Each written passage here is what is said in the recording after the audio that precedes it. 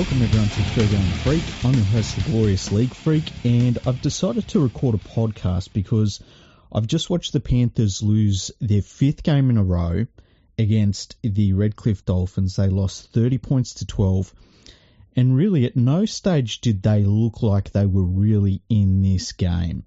And it kind of has felt that way for the last number of weeks. Like, if you think their first game was against the Cronulla Sharks, both teams were off and Penrith got that win. Their second game, they got flogged by the Roosters. Their third game, they lost pretty narrowly to the Melbourne Storm, but they never really looked like they were going to win that one. Then they had the game against the Rabbitohs. The Rabbitohs just looked like the better team on the night. That game, Penrith didn't look like they were ever a chance to win it. Then we had last week where the Cowboys, once again, it looked like the Panthers never really looked like the team was going to win. And then tonight, 30 points to 12, similar sort of a result where Penrith just didn't look like they were ever going to win this game. The Dolphins played great. Their scrambling defence was fantastic. And you can't take away anything from the Dolphins. So why am I recording? I think that the Panthers' run of straight premiership successes is over. Looking at this team, I just think when you look at how brittle their defence is out wide, I just think they haven't got the cattle this year. I think maybe all of the losses due to salary cap restraints and players looking for opportunities elsewhere, I think it's maybe finally a bridge too far for them. It's weird because you could still argue that they've got the best halfback in the game in Cleary. They've got the best lock in the game in Isaiah Yeo. You could say they've probably got one of the best fullbacks in the game in Edwards. Their forward pack is still pretty damn good. It might still be the best in the league, but their defence out wide is just atrocious. And they're relying on a lot of younger players to sort of fill in the gaps. And I think some of the younger players are maybe just not up to the level the Panthers need them to be at, which is fine. That happens. We've just seen with Penrith, normally someone has come into the first grade team over the last few years and they've hit the ground running. It's not that way this year. And then you've got some players who are just, their standards have slipped a bit, and I think of someone like Tungor, who's just not playing well at all this year. He played pretty poorly at points last year as well and come good finals time, but this year he's been pretty atrocious. We saw Jack Cole, he had his run at 5'8", he just wasn't getting the job done. And we've seen so many players that have come in and just haven't been able to get the job done for the Panthers. And look, this is normally what happens with most teams. Like, you give players an opportunity and they either take it and run with it or they're just not up to it. And I think that we've just got to a point with the Panthers where all of a sudden we're seeing players that aren't up to maybe what they're being asked to do. And, you don't expect that out of a team that is trying to go for its fifth straight premiership, and we're seeing the results on the scoreboard. It's not like I've looked at any of these losses that the Panthers have had and thought, oh, well, a bit of bad luck here and a bit of bad luck there. No, they're not that good a team this year. It's kind of weird to think about because I know I've talked about when the Panthers finally get beaten, you kind of always thought it was going to be in a finals match and there was going to be this epic clash and some team sort of drag themselves to a victory and finally beat the Panthers in a finals match. And it doesn't look like it's going to be that way. It looks like that the Panthers are kind of just not going to be good all of a sudden. It's really, really strange. So I wanted to record a podcast about it because it's weird. When we've had the podcast, we've kind of gone on a journey where the Panthers were not great at times when we first started it. And then they become this historic team that we've recorded through and have talked about so much. And it was kind of weird because it was my team and I didn't want to feel like I was biasing the podcast with how much we talked about them. And I would talk about it with Andrew and I'd say, we're not talking about the Panthers too much. And he's like, no, we have to talk about this. Like, we're talking about the history of the game that is happening right before our eyes sort of thing. And so to talk about the other side of that I think is really important. So where do Penrith go from here? I think now, it's weird, as a Panthers fan over the last few years, I've been so invested in every single moment of every single game, because to me it was always building upon the history that they were making. I think now, and I was thinking about this as I watched this game against the Dolphins, I think now the way I've got to look at this is their run is over. Watch what they're doing, see how they're developing their players, and start looking towards next year already.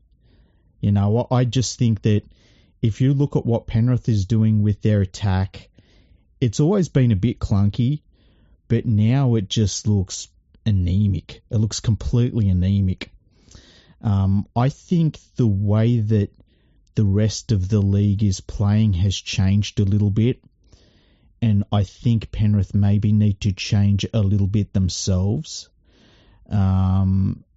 Like I said, I think their forward pack is fantastic still, and you've got Nathan Cleary there as your halfback. I think that, you know, they're in a pretty good position to build something, but I think now they have to look at building something rather than just trying to patch up a few holes in their team and aiming for a premiership. I think they've got to start looking at developing players and looking towards next year already. We've been in this situation before at the Panthers, so it's nothing new. It's just it's new for the last few years, and it's going to suck. Like, it really is going to suck. But as I've said many, many times already, like, how can you complain? You know, I got to see my team do something that only 3 other teams in the whole history of Australian Rugby League have ever achieved. They did more than I could ever have imagined. When we won 3 in a row, I was like, I'm good. Winning 3 in a row for me, I don't know what it was about the 3 in a row, but that was like I'd beaten the final boss in rugby league. Then we won another one the following year, which was last year. So I can't complain.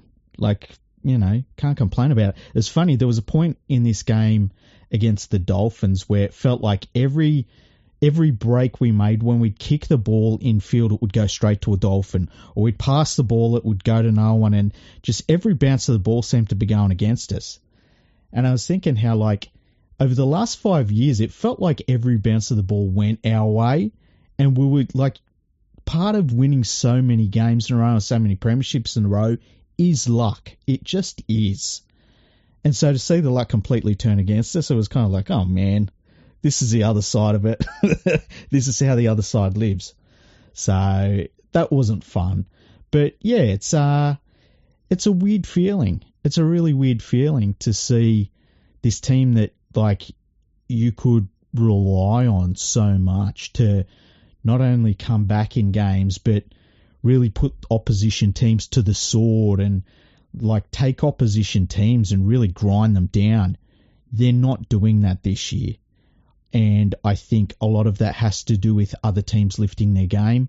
I think overall, and I thought this a couple of weeks ago, I think the league looks a lot fitter and a lot more mobile. And I think that's been a response to watching the Panthers. So I think that their dominance that their forward pack had over the last few years, they're still very, very good. I'd still take them over any other pack, but I don't think it's anywhere near as big of a margin to the rest of the league. And when you add that to the clunkiness of their attack and their defence out wide, which is absolutely cataclysmic at the moment, like, man, it's really weird to see any team in the league be that bad. Like, their outside backs are defending like a wooden spoon team. And, you know, you've got to wonder how they turn that around as the season goes on. But they have to. And will they make the finals? It's a slog now. After going 1-5, it's going to be a real slog to make the finals. You would think that during the Origin period, they're going to at least lose Cleary and Isaiah Yeo. They'll lose Liam Martin, and they'll probably lose Edwards. So they're going to have a big chunk of their team missing during Origin time. And so it's going to be a slog. If they make the finals, it'll be a huge effort from here. Really interesting to see a team be so dominant and then just fall off a cliff immediately the next year. I honestly don't remember seeing a side do it like this. I remember the Knights in 98, after they won in 97, they kind of fell right off pretty quickly. That's the one team that really jumps out at me as a team that fell right off a cliff pretty quickly, and they didn't fall off a cliff like this. Like, they started their season pretty rough, but to me, they look like a side as well where early on you were like, oh yeah, they're not winning it this year. And Penrith have that same feeling for me where it's like, yeah, I just can't see them winning it next year. The positive thing, this opens up the premiership for everyone else. It's going to be very hard to beat the Melbourne Storm, but there are a lot of teams this year that I think if they have a good run in the finals, even if they have a good run in the season, I could see a team like just shoot up the ladder really quickly. And then if you have a good run in the finals, the title's yours. But I just can't see Penrith doing it this year. And I wanted to podcast about it. And I wanted to talk to you lot, the listeners, about it. Because, I feel like we've all gone on this journey together a little bit. So let's go through the terrible part together as well. Anyway. It's only a short podcast. Our next podcast, I think we've set it up for next Tuesday, me and Andrew. But if something happens in the meantime, we will have another episode. We've had 3 episodes this week, so it's been pretty good. Anyway, thank you for listening. Panthers fans, commiserate. We had a good run. It's probably over. Hopefully we come back next year, bigger and better than ever. But, we'll see what happens. Anyway, thank you for listening. And I'll talk to you next time.